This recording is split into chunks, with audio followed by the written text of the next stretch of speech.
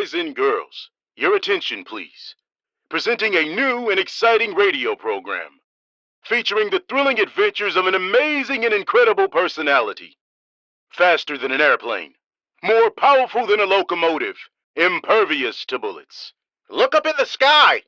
It's a bird! It's a plane! It's Superman! And now Superman, a being no larger than an ordinary man, but possessed of powers and abilities never before realized on Earth. Able to leap into the air an eighth of a mile in a single bound, hurdle a 20-story building with ease, raise high-powered bullets to its target, lift tremendous weights and rend solid steel in his bare hands as though it were paper. Superman, a strange visitor from a distant planet, champion of the oppressed, physical marvel, extraordinary, who has sworn to devote his existence on Earth to helping those in need. As our story begins, we ask you to come on a far journey, a journey that takes us millions of miles from Earth, where the planet Krypton burns like a green star in the heavens. Here, civilization is far advanced. It has brought forth a race of supermen, men and women like ourselves, but advanced to the absolute peak of human perfection.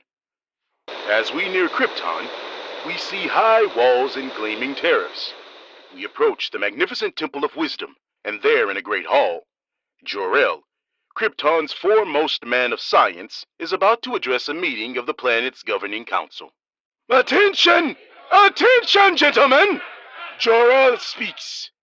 Members of the council, I have completed my solar calculations, and as much as I dread uttering these words, I have come to the conclusion that Krypton is doomed.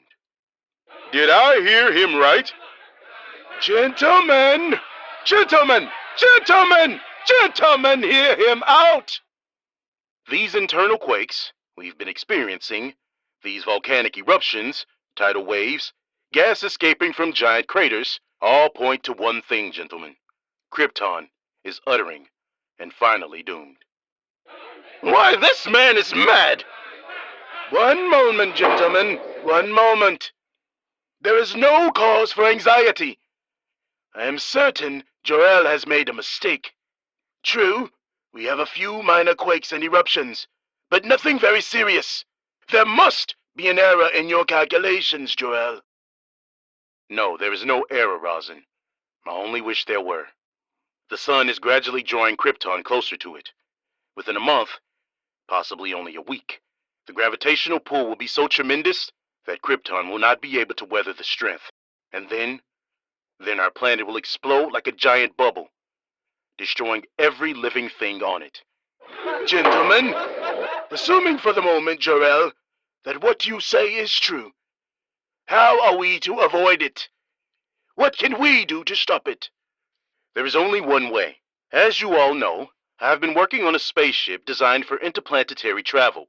With time and untied effort, we might transport the entire population of Krypton to another world. Impossible! Where would we go? To the Earth?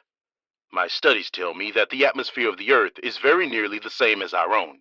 You have been working too hard, Jor-El. You need a rest. Believe me, we have the utmost respect for knowledge and integrity, but this is carrying it too far. Planets as large as Krypton do not explode, Jor-El. Wait, do you hear that, gentlemen? It's a forewarning of doom. Every moment is precious now. Quakes like that are sounding the death bell of Krypton. It will happen, gentlemen, and happen soon. When the last great eruption comes, when it comes, Jor-El, it shall find all of us ready. If Krypton is to die, we shall die with it. The parting would be much too severe. Very well. Laugh if you like, Rosin. And you members of the council. I have no time to laugh. My wife, Laura, and my infant son are dear to me. It is not my wish to stand by and see them destroyed. Laugh, all of you! But a time will come, and that time is perhaps very close at hand, when you will wish you heeded the words of Jor-El. Now you think me a fool, but remember what I have said, gentlemen. When Krypton is shattered into 1,000 million stars, when the glorious civilization we have built is no more, when you and your families are swept from the face of Krypton like dust. Order! Order, gentlemen, order! You have heard Jor-El speak. Is it your wish that we devote time and money to the building of spaceships for the transportation of Krypton's population to another planet? No! No! No! No! No! No! I am sorry, Jor-El.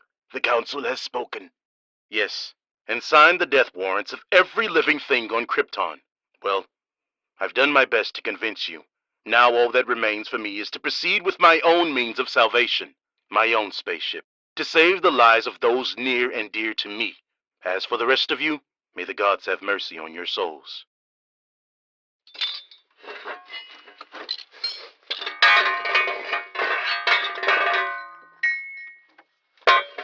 Ah, Laura, I didn't see you. I came out to take the air on the terrace. It's been terribly hot all day. Is that because we're being drawn to the sun, Jor-El? Yes. What did the council have to say about that? I didn't mention it. Is the model of your spaceship about finished? Yes. I just drove the last rivet. How does it look? Splendid. But will it work? Ah, that remains to be seen. If it does work, I shall immediately begin construction on another, just like, only much larger. One big enough to carry all three of us to another world. Jor-El, when will that be? Every moment that we spend waiting and wandering. Yes, I know, Laura. It's been hard on all of us, and particularly hard on you. How is the boy? Sleeping, Jor-El. That quake this afternoon frightened him, but he's all right now. Can't you come in and look at him? You've scarcely seen him these last days, what with working all hours on the spaceship model. It can't be helped, dear. I'm racing against time. Right now I'm anxious to know whether the model will behave as I hope. How does it operate? Very simply. When all is ready, I throw this switch. That closes the circuit, and electric energy builds up pressure in the atomic generators. Then, at the final moment, the pressure forces the ship from its carrier and speeds it on its way. But where does it go? Wherever it's pointed. This one I'm directing to the planet Earth. Earth? What is that, Jor-El? A planet smaller than our own, situated on the other side of the sun. It's inhabited by a race of people similar to ourselves. Like ourselves? Well, only partly, of course, my dear. They're about the same size, but nowhere nearly as developed. Very weak and helpless, and with all their faculties extremely limited. How do you mean? Something like this. You know how far you step when you want to go somewhere. Practically as far as I want. Why, one step takes me to Brother's house near the fountain. Exactly. But down where I'm sending this spaceship, it's quite different. An Earthman steps 3 feet at a time at most, and everything else is in proportion. And that's where we're going? Oh, how dreadful. My dear, which would you rather? Go to Earth and live, or stay on Krypton and die? I'll do anything you say, Jor-El. Anything. It doesn't matter to me where we live or die, as long as we live together. It's only the boy I worry about. Yes, I know. Oh, Laura, darling, don't worry. He'll be saved. When are you testing the spaceship model? In the morning. Just as dawn breaks, I'll set it on its way, watching its flight through the high-powered telescope to see whether it lands safely on Earth. Is Earth the only planet where we can go, Jor-El? We couldn't breathe on any other planet but Earth. It happens to have atmosphere similar to Krypton's. I suppose you know best, Jor-El. Are you coming in? It seems to have gotten oppressively hot. Yes, it has. I wonder. Laura, you hear that? Yes, Jor-El. What is it? Subterranean explosions. Do you feel the ground trembling? Yes, I do. Jor-El, do you think? Laura, I'm afraid it's come. Where is the boy, Kal-El? What do you mean? Get him quickly. This is the end. Jor-El, what can we do? Nothing. I'm not ready. Oh, what a fool I've been to delay. It isn't your fault, Jor-El. You did all you could. If only this model were large enough, we could take a chance.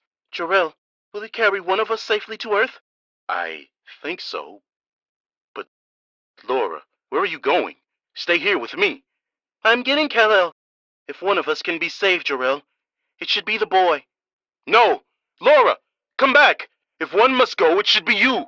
Laura, I said come back! Here he is, Jor-El. Still asleep. Goodbye, Kal-El. Please, Laura. No, Jor-El. Listen to me. We both stay here. Cal goes in the ship. If there is a chance, Jor-El, one little chance, I want it for my son. Maybe you're right, Laura. Jor-El, look. The sky is fiery red. The mountains. Look, the mountains are falling in. Jor-El, what is happening? The end of Krypton, Laura. Just as I foretold. This is the last great quake. Jor-El, listen. Explosions.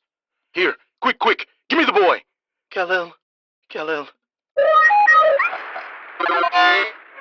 What are you doing, Jor-El? Opening the door and putting him inside. Jor-El, the house is swaying.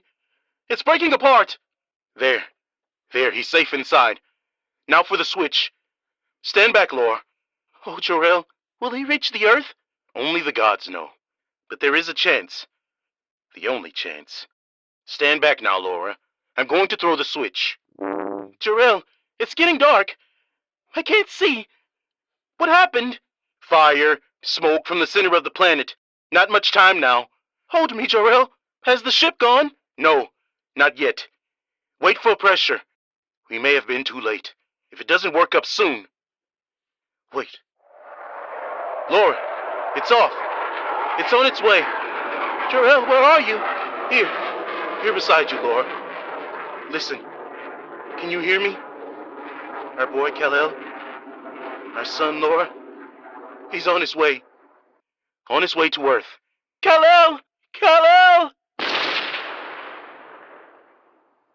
So, the tiny rocket ship roars into the uncharted heavens as the mighty planet Krypton explodes into millions of glowing fragments, glittering stars to remain in the night sky forever.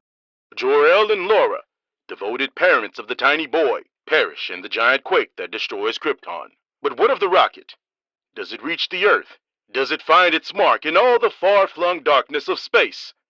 Remember, don't miss the next installation of Superman! Look up in the sky! It's a bird! It's a plane! It's Superman!